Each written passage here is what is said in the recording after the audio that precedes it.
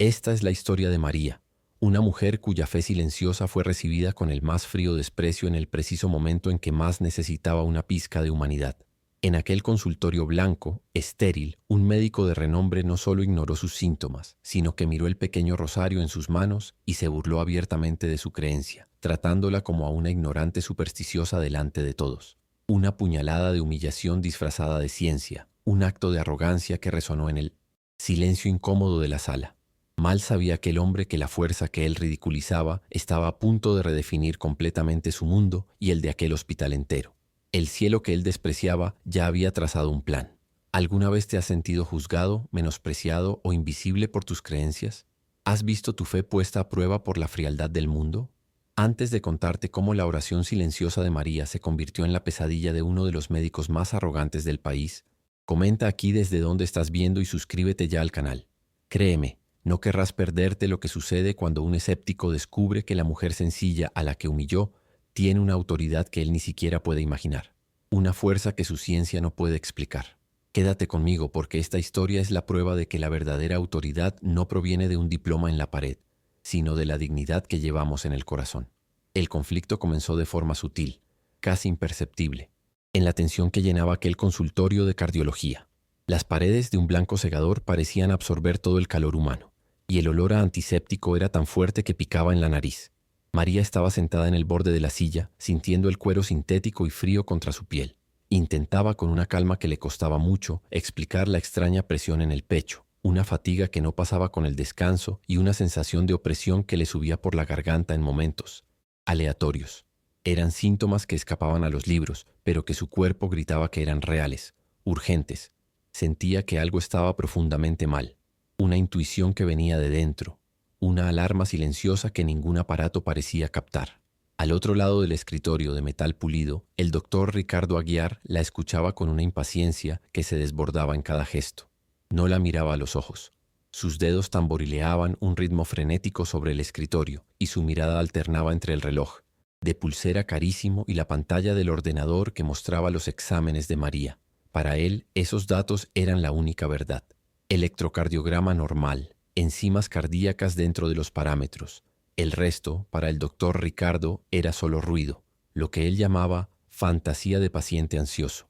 La interrumpía cada dos frases, no para entender mejor, sino para encuadrar sus síntomas en casillas predefinidas, descartando todo lo que no encajaba en su guión científico y predecible.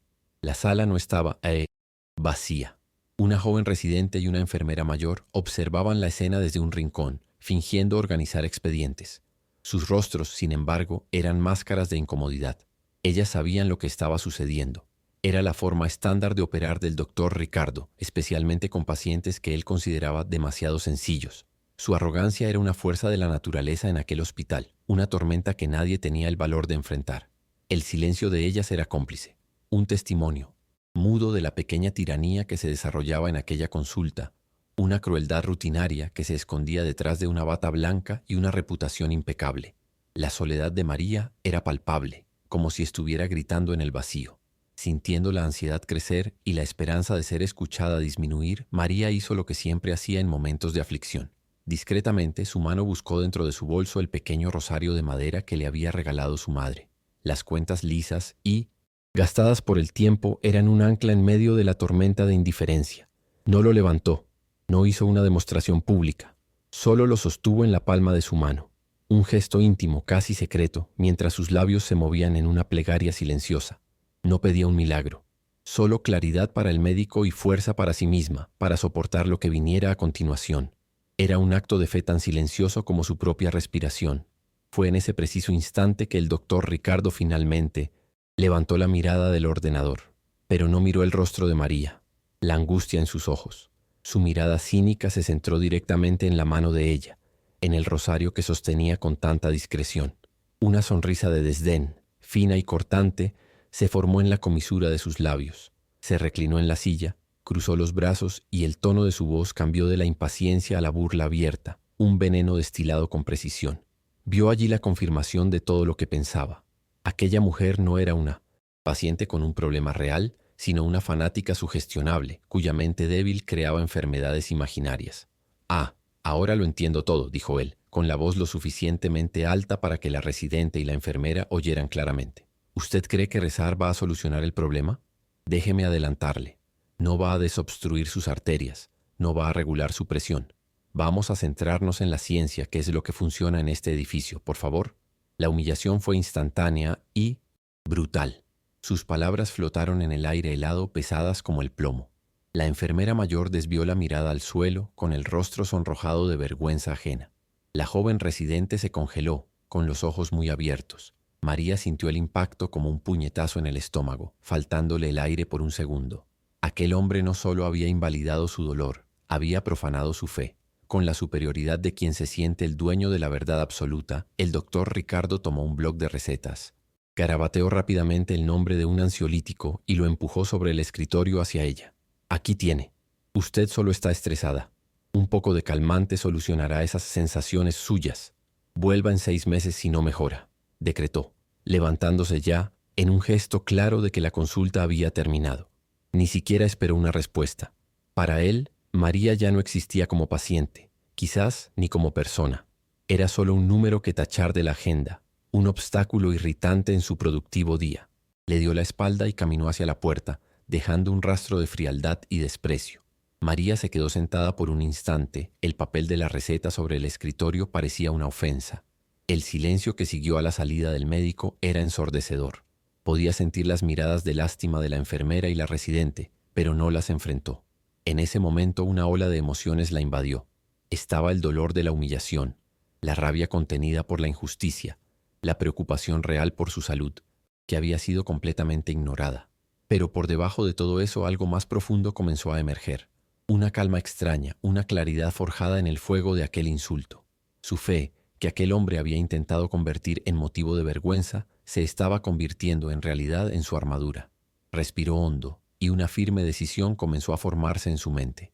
En lugar de encogerse o llorar, como el médico, y quizás hasta ella misma esperaban, María hizo algo inesperado. Se mantuvo, inmóvil. El mundo a su alrededor pareció difuminarse por un segundo. Los sonidos del hospital se volvieron distantes. El único punto de enfoque era aquel trozo de papel sobre el escritorio, la receta de un calmante, el símbolo final de su invalidación. Y en aquel silencio lo que floreció en ella no fue debilidad, sino una indignación justa, una llama fría y lúcida. Se miró las manos, el rosario que aún sostenía firmemente. No era un amuleto de superstición como él se había burlado.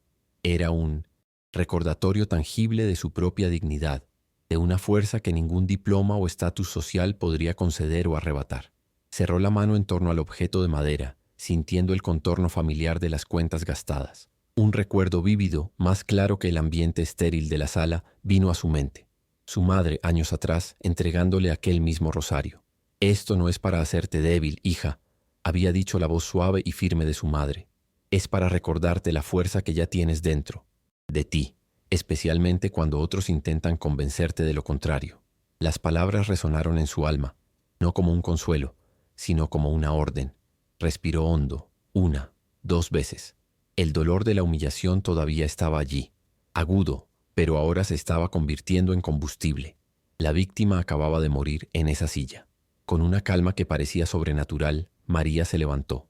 Sus movimientos eran lentos, medidos, sin la prisa de quien ha sido despachado y quiere huir. No rompió la receta, en un gesto de rabia. Al contrario, la dobló con una precisión quirúrgica y la guardó dentro de su bolso como si estuviera catalogando la primera pieza de evidencia. La enfermera mayor, que había permanecido en el rincón de la sala, se acercó tímidamente con la voz casi en un susurro. «Señora, lo siento mucho. El doctor Ricardo, él es complicado».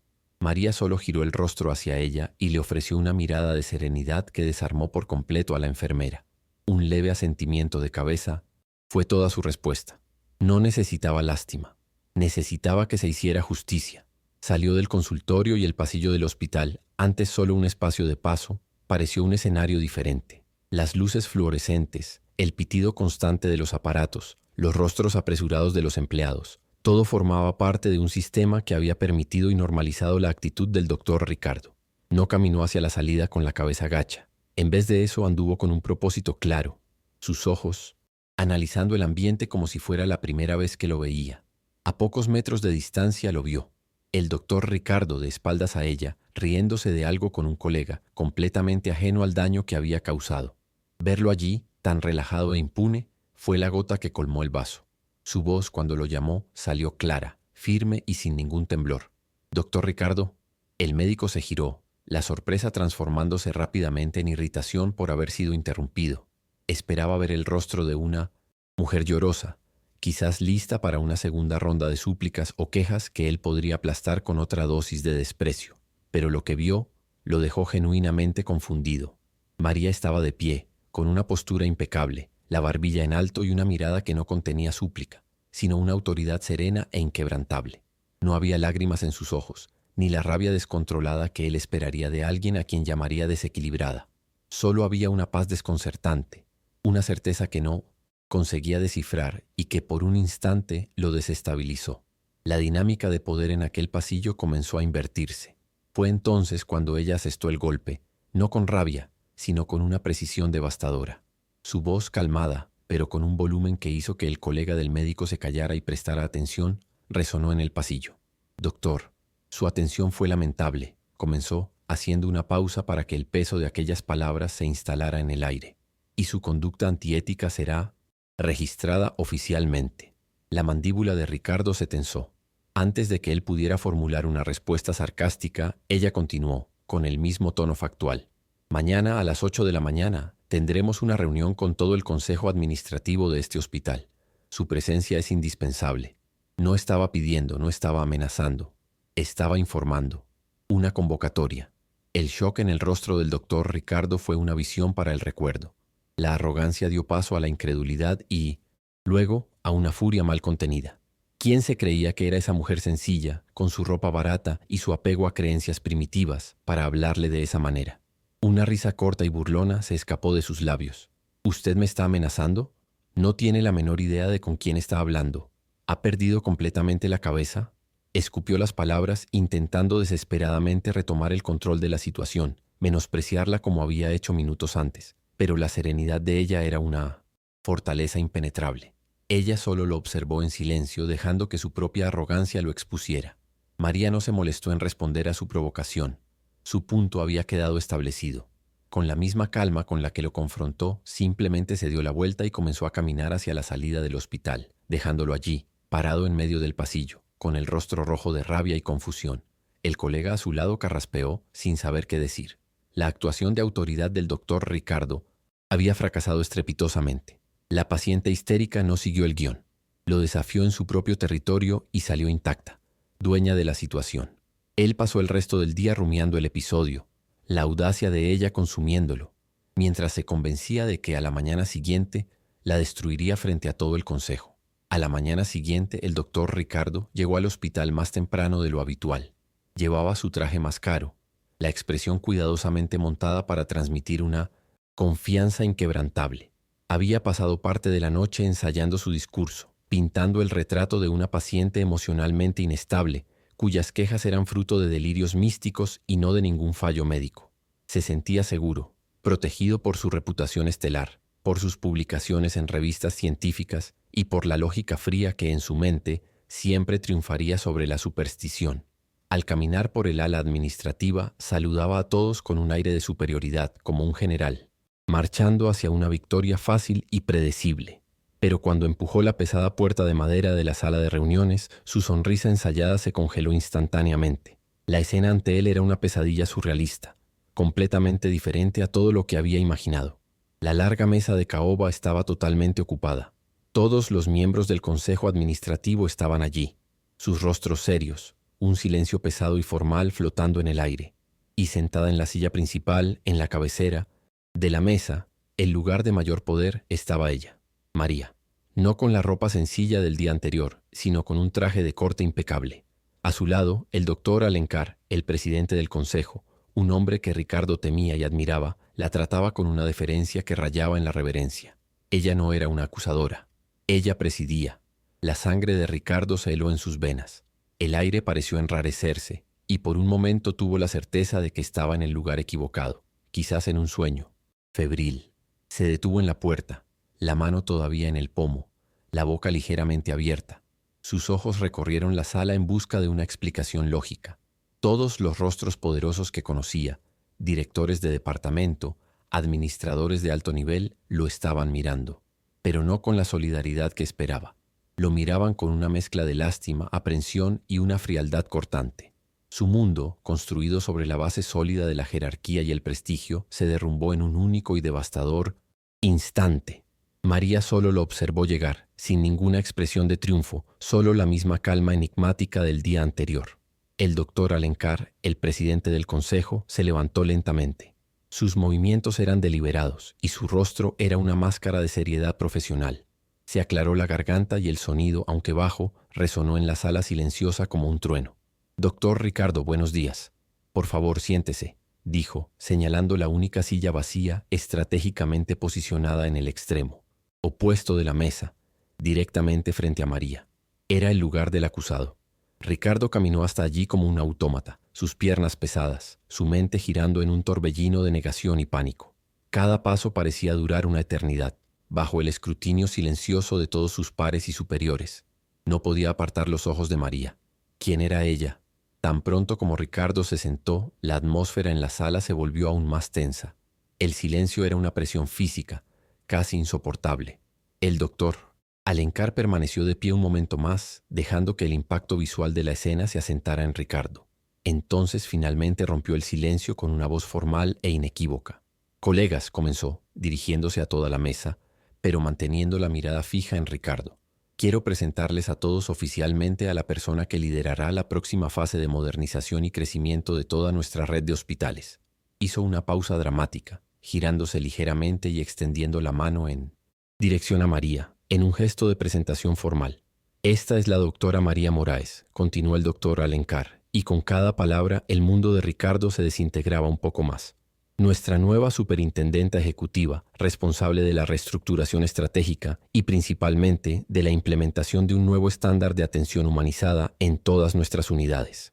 El título resonó en la sala. Superintendenta ejecutiva, la máxima autoridad, la mujer a la que había humillado, ridiculizado y descartado como una ignorante, era en realidad su jefa suprema. El rostro de Ricardo perdió todo el color, convirtiéndose en una máscara pálida de shock y horror. ¿Qué había hecho? No solo le había faltado el respeto, le había proporcionado de primera mano la prueba irrefutable de la cultura tóxica que ella había venido a erradicar. El doctor Alencar no había terminado. Miró directamente a Ricardo y su tono, antes formal, ahora contenía un filo de acero.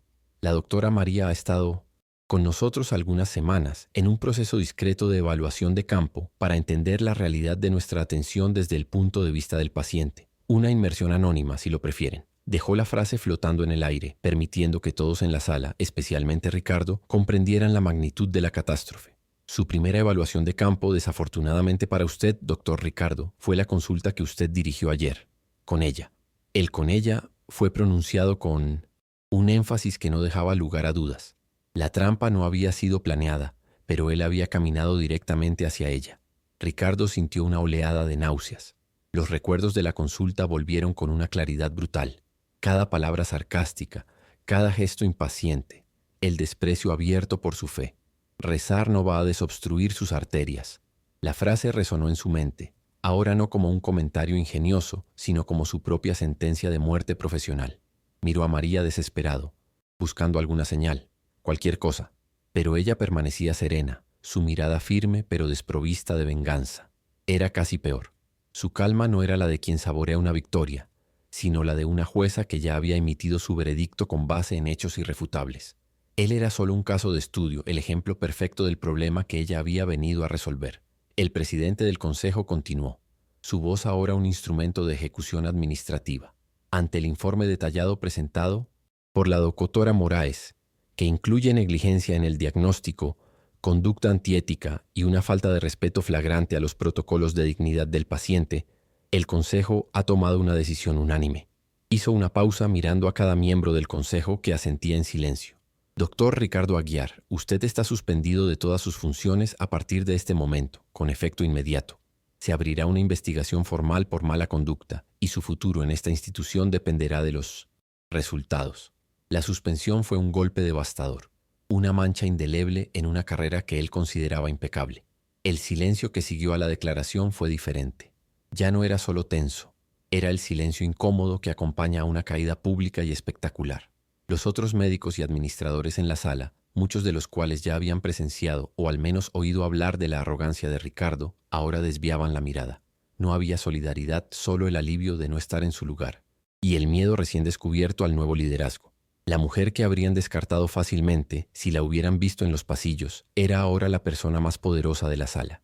Y había llegado no con ruido y decretos, sino con la fuerza silenciosa de la observación y la experiencia vivida en carne propia. Por primera vez en toda su carrera, Ricardo se quedó sin palabras. Su mente, siempre tan rápida para formular argumentos y respuestas cortantes, estaba en blanco. Abrió la boca para intentar defenderse, para pedir disculpas, para suplicar, pero no salió ningún sonido.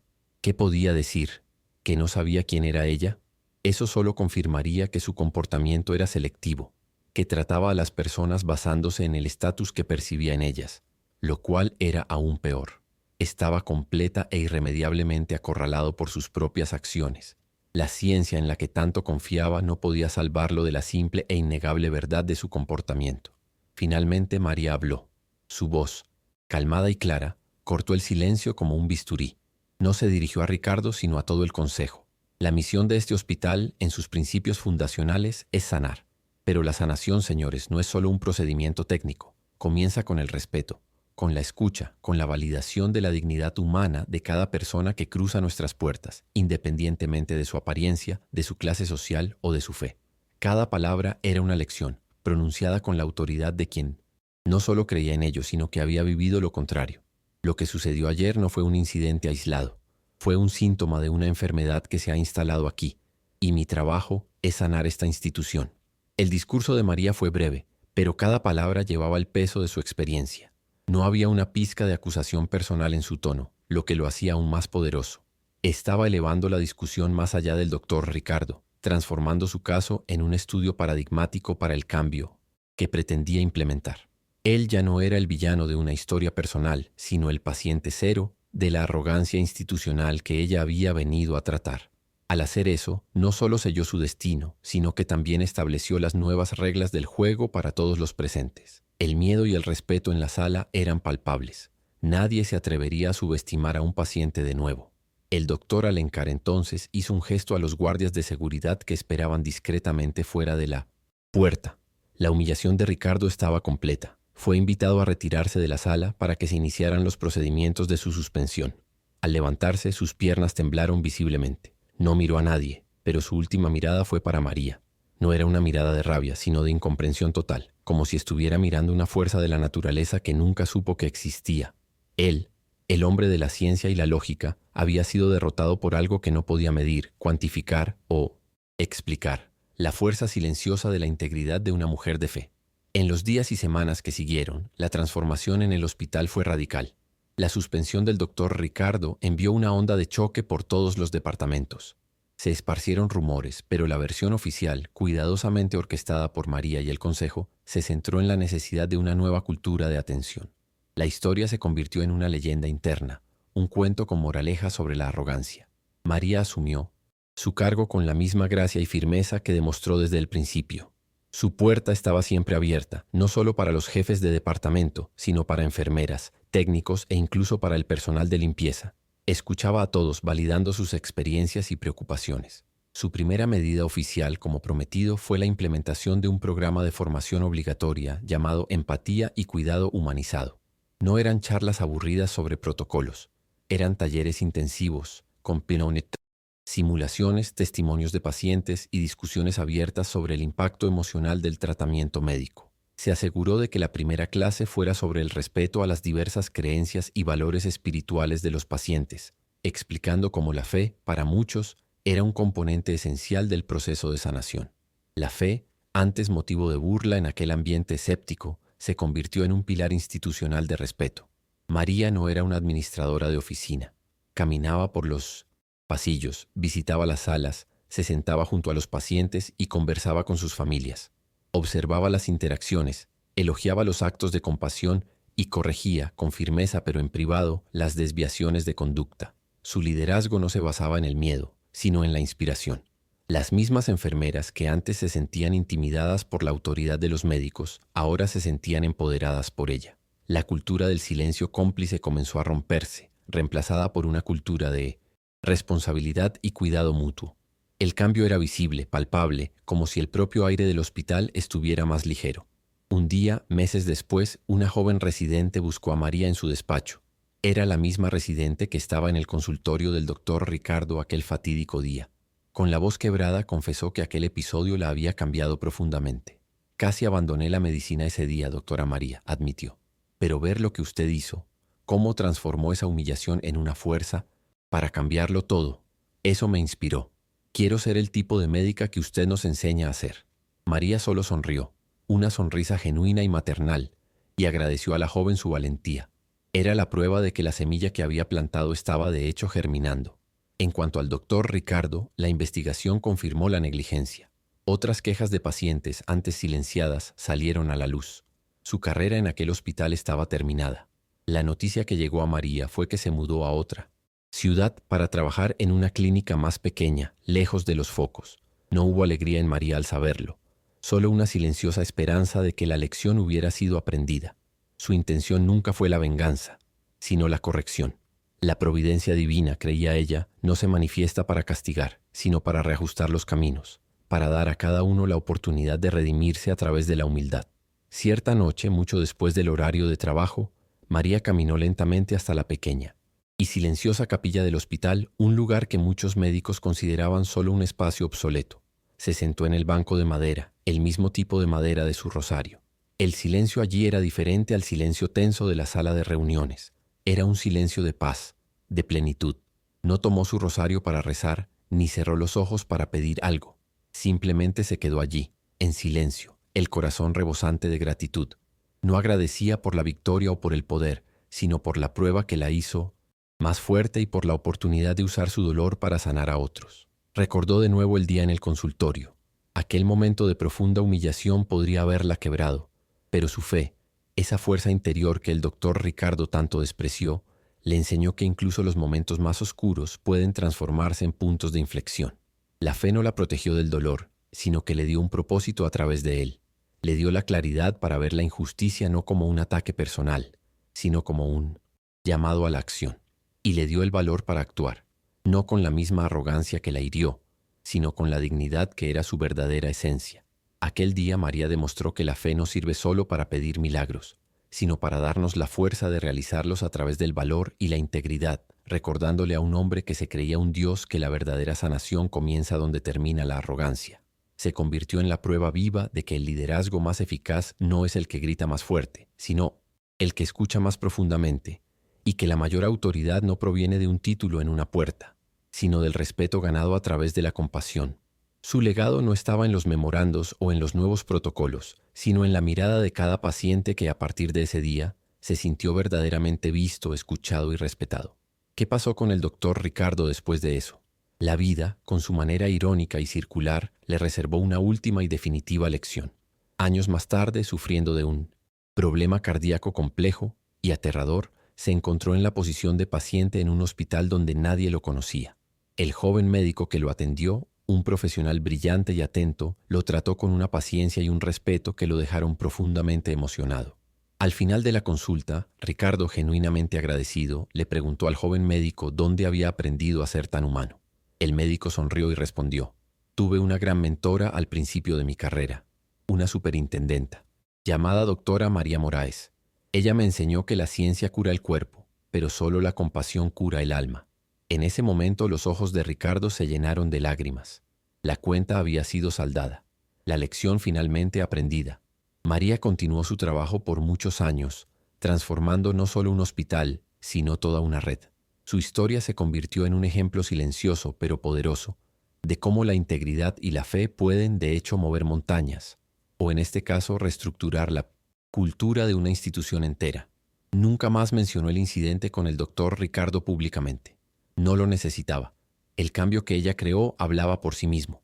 Su fuerza no residía en recordar la ofensa, sino en usar la memoria del dolor para asegurar que nadie más tuviera que pasar por aquello. Ella era la prueba de que el verdadero poder no es estar por encima, sino levantar a los otros.